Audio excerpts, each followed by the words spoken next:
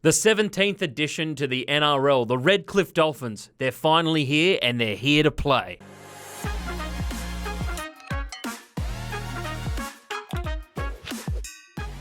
The Redcliffe Dolphins, they've finally gotten into the NRL. A lot of, feeder clubs were looking for that 17th spot, but it's automatically gone to them, and they've signed a pretty decent coach and a couple of good first-grade rate players. What are your thoughts on the Dolphins coming into 2023, Biz? Well, yeah, first thing, it's actually great just to see a new NRL team. It's been a while since the Titans joined the competition. I think, the only way for rugby league really to grow is to, add these teams. I think Brisbane as a nursery, really home for rugby league, needed that second team, and I think it's a great positive for the game. In terms of what I'm expecting from the Dolphins this year, look, I'm actually quite positive on the Dolphins. I think they've started with hiring the coach, Wayne Bennett, first signing. I mean, arguably the best coach of all time, has proven that he can take teams with maybe not the most talented on paper squads and take them to, grand finals, premierships. I still remember when he took that Dragons team to success in 2008, 9, 10, 11 when they won the Knights deep as well. Exactly. And I don't think any of those teams on paper were any different to this Dolphins team. Where, as you said, he's built a team full of first graders. I think they've got a lot of young stars in there who will be exciting to watch as well.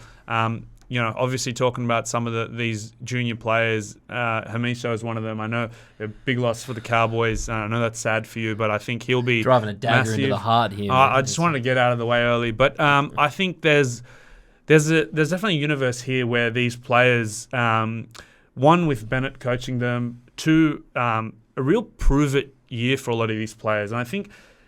One thing you have to understand playing for a new team is you'll be motivated. As a player, this is the first time you'll have a new bunch of fans, a new venue. You really want to start. Everyone wants to come out and start a fresh team with a positive record. I think you're going to see some really motivated players. I'm bullish on them. What are your thoughts? Yeah, look, you got to look at some of the biggest signings that they made, and I think for me, they made a huge signing for their future in Isaiah Katoa. I think Isaiah Katoa came out and he played for Tonga during the World Cup that we covered extensively over the December period. But it was just amazing to see a young kid, 18, 19, and really mix it with some of the best players in the NRL. So I'm really hoping he gets his shot. They've got O'Sullivan and Milford there who are quite strong in the halves. But yeah, with Isaiah Katoa, he just has had so many raps on him coming up as a junior, and Penrith let him go, which I thought was a very interesting move for them. They probably didn't or couldn't offer him the same amount of money as the Dolphins did because they threw the checkbook at nearly everyone, and they've potentially overpaid for a few players. But it's about, for me, Wayne Bennett has always been able to get the best out of a lot of players that you didn't think were any good. I think back to some of the teams that he coached, and for me, he got the best out of guys like Darius Boyd, and Darius Boyd was being not the best fullback ever considered in the NRL at any point in time, but he got the best out of him. And coaching most recently that Rabbitohs team, he got them to that grand final, and they were there. They were 2 points away, and they just couldn't get over the line. And with the Dolphins here, I see him doing a very similar thing. There's a good mixture of experience with some young talent, some guys who probably got let go a little too early from their clubs. I know there's a few Cowboys in there that I would love to have back. Guys like Tom Gilbert really impressed me last year. And, Hamiso, as you spoke about, I really think he's going to come into his own this year. I know he's had his troubles adjusting to the game and probably not knowing where he fits in, but if you give him confidence and you say, you know what, Hamiso, you're going to play number one for us this year, and he owns it, then he could potentially be one of the top 5 fullbacks in the NRL. Yeah, he's an absolute game breaker. I think you really touched on the fact that Wayne Bennett, he's able to get the all sorts of players to perform at their best. I think if you actually look at their squad, there's a lot of these hard-working, high IQ footballers that Wayne Bennett loves working with. I mean, we'll talk about some of them, but if I just rattle off, like guys like Ewan Aitken last year, just high work rate, very coachable. Mark Nichols, the Bromwich boys, Kafusi, Tom Gilbert. These are all guys who they're not your stereotypical superstars, but they're easy to coach. They do the little things well. They're going to make the cover tackles. They're going to be have high work rates. They're going to bring leadership. There's a lot of leadership in this team. It's a new team, but it's not a new team in a way that have a lot of NRL experience, and the backs have got a lot of young coming players. One you touched on, Sean O'Sullivan. How do you see him playing? He's going to be obviously a focal point, likely being the number 7. Obviously, we don't know if he's guaranteed that spot, but all signs are pointing towards it. Had a very good year last year for the Panthers, and then was good at the Warriors prior to that. What are your thoughts on Sean O'Sullivan? Yeah, one thing for me is that he was not only good at the Warriors, but I thought coming into a Penrith side that really needed a solid backup halfback, because we know that Cleary's going to miss a few games through Origin.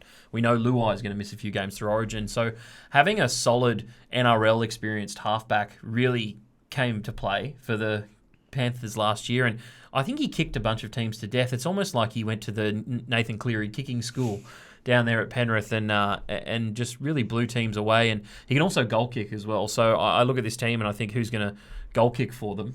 You got Jermaine Osako potentially on the wing, but he's a sharpshooter. Yeah, Osako. So it's probably going to be between him and O'Sullivan. But yeah, I really like what I saw from O'Sullivan. Guy makes his tackles, has a bit of a running game as well, and he was actually 6th in the NRL last year on average try assist per game. So that had him ahead of guys like Nico Hines, who won the Dally M last year. So don't sleep on Sean O'Sullivan. And if I'm a Dolphins fan, I'm extremely hyped that we got him. Yeah, absolutely. And I think if you look at the types of players you've got to play 6 next to him, I think they're perfect foils for a guy like Sean O'Sullivan.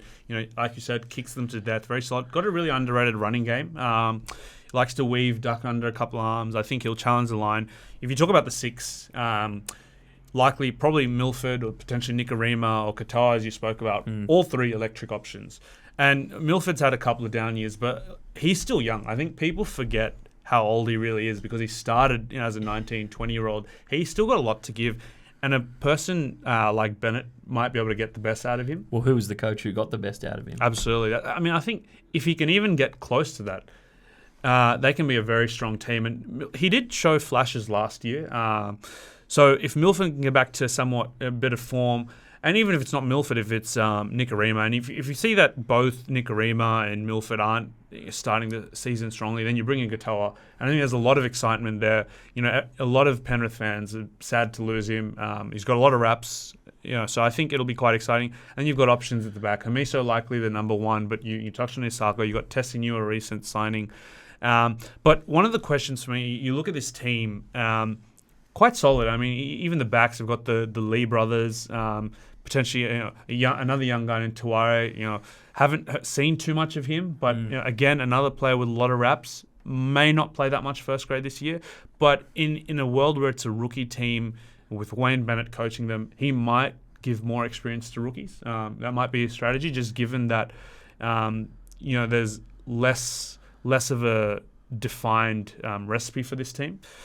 But I think there's a lot of potential in this team. But in a world where they're in the finals, who steps up? Who's going to take on Munster? Who's going to take on Cleary? Who's going to really take the game by the scruff of the neck and be like, okay, Dolphins, get on my back. We're going to win this game.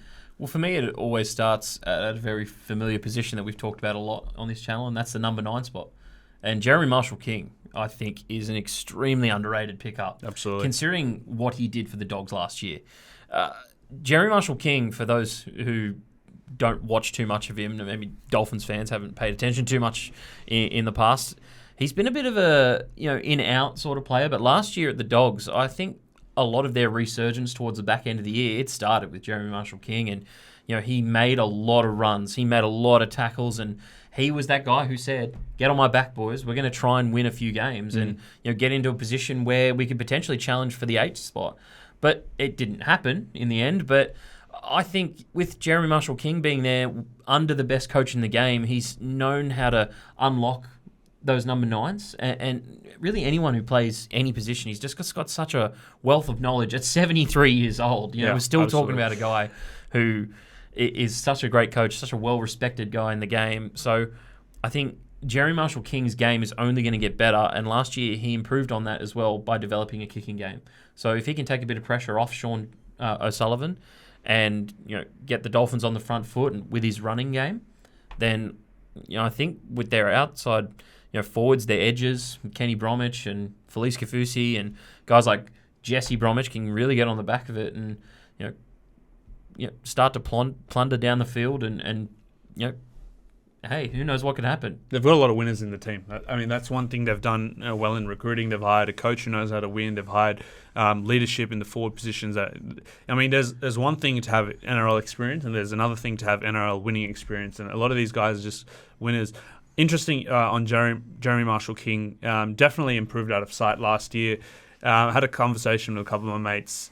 Where would you rank all 16 hookers at the start of last year? And Marshall-King was probably at close to my bottom. 15, 16. Yeah, 15, 16. He was brilliant towards the second half of last year. My one question for him is, Wayne Bennett traditionally prefers the hookers that pass early and give service to the halves.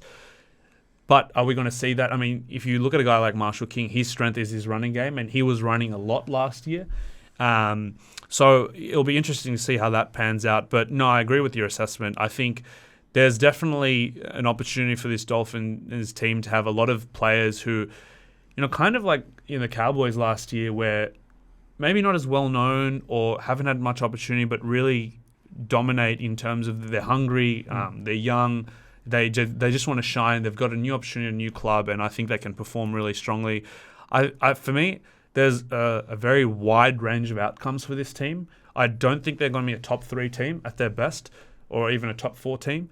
But I can definitely see anywhere between 5th to the bottom. And I think a lot of their success will come from that halves combination. I'm actually quite confident that Sean O'Sullivan will be good. But that number 6, if it's a guy like Milford or Nikorima, can they recapture form? If they do, I think they're a threat for the top 8. And I think they've got enough talent and experience on them to give it a shake. And if they can land a marquee player, I know they went for a bunch of marquee players, didn't get lucky, but if they do land a marquee player for next year or somehow can pick up one this year, you never know. Like you always see in the NRL, there's one game-changing signing. Mid-season trade. A mid-season trade or just before the season starts. Nowadays, players, if they're unhappy, they can get cut, move teams. We've even seen guys on loan as well. Absolutely. I think, there's definitely a case for these guys to outperform expectations. Look, I don't want to really put a set prediction on this team because I just, like I said, a wide range of outcomes. But I think as an NRL fan, I'd love to see the Dolphins succeed. I think it'll be a fun concept to add a new team and a lot of fun young players. I'll be supporting them. I think it's good for the NRL for them to rack up some wins this year. Yeah, I'll definitely be rooting for them. Anyway, guys, the wild card is in true effect this year. We've waited a long time to see them, but here they are, the Dolphins for 2023. Let us know your thoughts down in the comments, and we'll catch you on the next one.